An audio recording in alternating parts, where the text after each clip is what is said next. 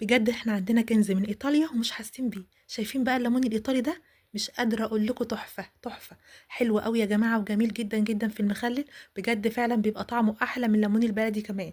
جربوه بجد حلو قوي. ده كنز يا جماعه بجد ورخيص جدا ب5 جنيه بس. الليمون التاني دلوقتي ب60 جنيه و70 جنيه. ده ب5 جنيه بس. حلو جدا. هتجيبي الليمون وهتغسليه كويس وتقطعيه مكعبات زي ما انت شايفه كده. قطعيه مكعبات رفيعه كده، ما تقطعوهوش كبير، قطعي حتت صغيره كده بالسكينه.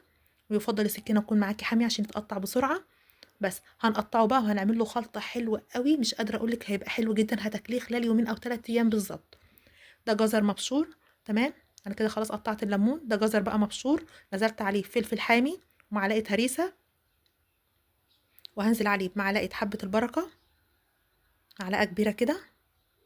ده كان حوالي نص كيلو جزر. تمام. والليمون كان حوالي برضو كيلو الا ربع ليمون. ومعلقه عصفر ومعلقه كركم صغيره ومعلقه عصفر، بس يفضل ان هو يكون نوع نضيف. ومعلقتين ملح. هقلب بقى الحاجات دي كويس جدا في بعضها. قلبيها بقى كويس قوي قوي.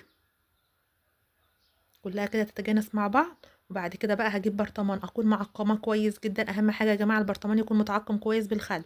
مغسول بميه سخنه ومتنشف كويس. هنزل بقى بالخلطه اللي انا عملتها دي.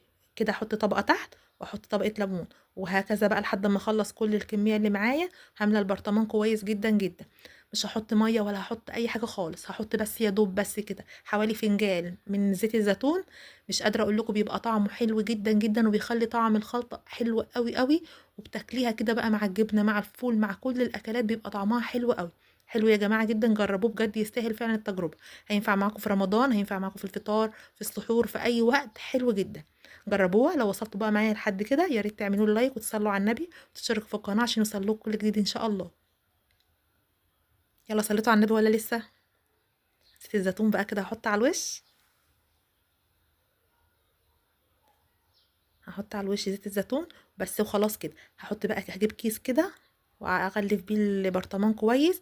هقفل بقى كويس جدا جدا. خلال اسبوع او 3 4 ايام بالظبط ابداي افتحيه. هتلاقي طعمه حلو جدا لان الليمون ده يا جماعه مش بيبقى مررر. ويبقى حلو بيتاكل بسرعه قوي. يلا بقى ما تنسوش تعملوا لايك والسلام عليكم ورحمه الله وبركاته.